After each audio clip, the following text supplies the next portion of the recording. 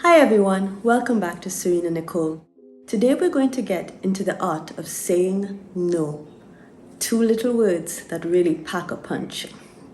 As a lifestyle designer with over 20 years of experience in personal and business coaching, I know firsthand how hard it is to balance the needs and demands of one's own personal life and external demands and commitments.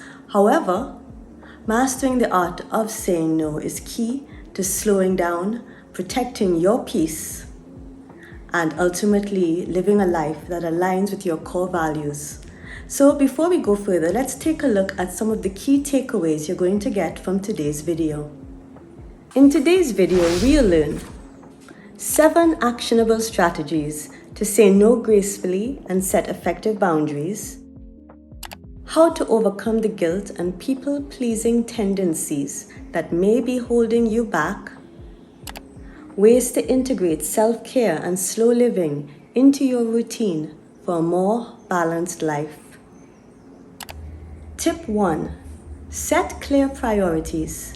Now, before we go any further, it's very important that you identify your core values. Many of us haven't really done this step in any clear, methodical, conscious way. So I want you to sit down and take as long as you need to identify 3 to 5 core values. These are the beliefs and the things that you hold dear and that you really feel you need to have as part of your daily life. Examples of core values might be community, might be faith, might be beauty, might be learning, education, might be sharing, might be responsibility, a plethora. But what's most important is that you find 3 to 5 core values that you really think are important to you in your daily life. Once you've identified those values, I want you to look at the commitments that you currently have in your life and see which pillars, which of these values, those commitments fall under. And if they don't fall under any of them, what would you classify them as? They might be obligations, they might be social necessities, especially if you're networking. However, it's very important that you look at the balance. What is the balance of commitments in your life right now that fall under your core values? And how many of your commitments in your life right now are outside of your core values?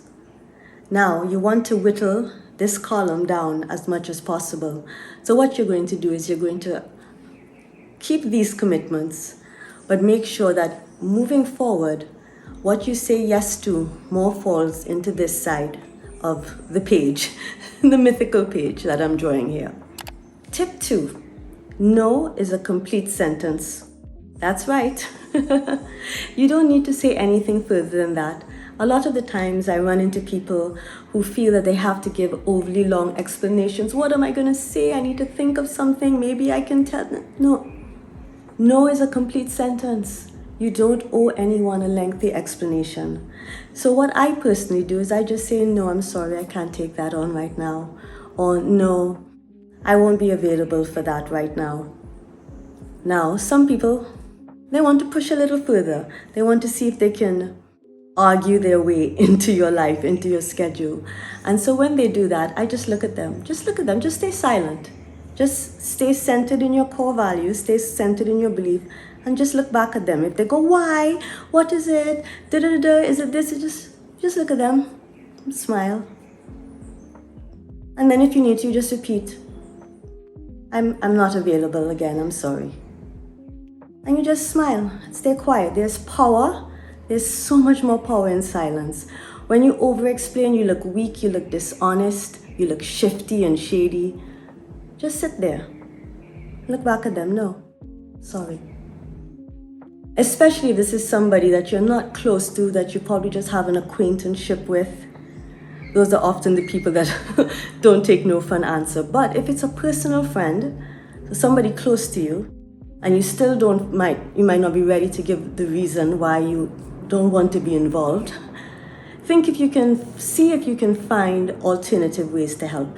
That no, I may not be able to be involved, but I can let you use XYZ. I may not be involved, but maybe I can bake some brownies and send those, send those forward. I can make a casserole and send it with Sheila.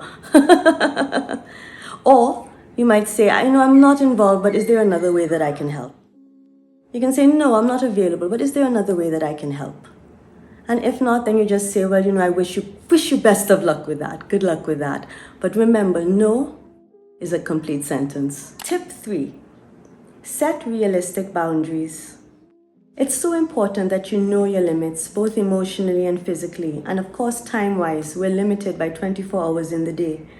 Now, many of us, especially if we're caregivers or busy professionals, we feel that we have to be everything to everyone. We have to be available.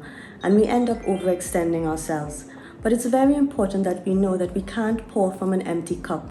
At some point, we have to pour into ourselves as well. And that's what saying no allows us to do. So, by setting those realistic boundaries, by knowing how and when to say no, we allow ourselves to take charge of our time for ourselves, and we take charge of our ability to pour back into ourselves, because no one else can do that for us. Would be nice, but it's not very likely. So be sure to assess your boundaries and see how you can enforce them. The first way you can do that is by practicing small little no's. Turn down those smaller requests, especially if they don't fall into the columns of your 3 to 5 core values, the ones that I had you identify in tip 1. By turning down smaller commitments, you free up time to devote yourself to the larger ones that do align with your values, and those you will find effortlessly feed into your sense of awareness and your sense of alignment, so that these are not going to drain you. Anything in these columns outside of your values will drain you. So by saying no to everything here and saying yes to what's over here, you actually end up recharging yourself, even if you're giving at the same time. It's amazing how that works. So by saying no to smaller commitments, you free yourself up for larger ones, and you also build up the muscle to turn down larger requests when they inevitably will come. I've faced this challenge myself, especially when trying to balance social and work-related invitations with my own personal commitments and responsibilities as a full-time caregiver. So trust me, I do understand the challenge. However, it's very important to remember that our true friends, our true associates, and our true supporters will meet us halfway, especially when they understand what we are up against.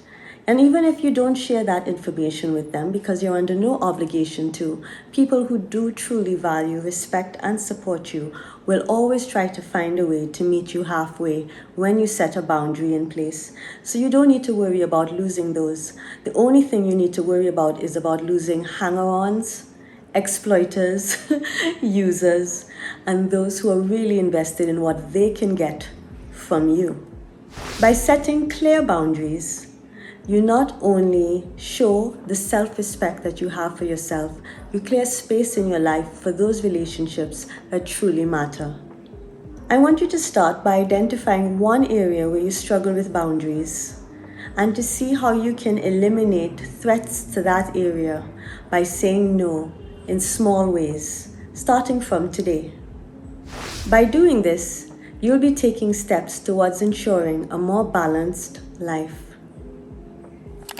Tip 5 is to create a buffer zone. A buffer zone to me is white time that I proactively schedule into my calendar. This can be at a recurring day and time, or it can be more flexible. It really is a system that works with you. But what's important is that that white time is non-negotiable. It's time for you to use as you will. You can use it for work, you can use it for social activity, or you can use it just to be alone and to recuperate. What's important here is that that time becomes a space that is sacrosanct to you. You don't have to explain it or define it to anyone else.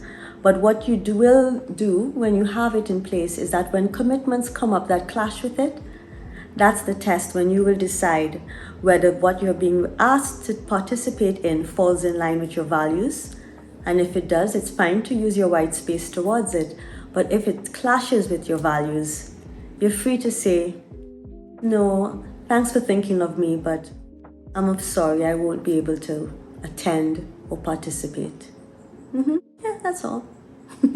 For me as a caregiver, white time has become a non-negotiable necessity because it really helps me to create that space and serenity that I need for my mental and physical health.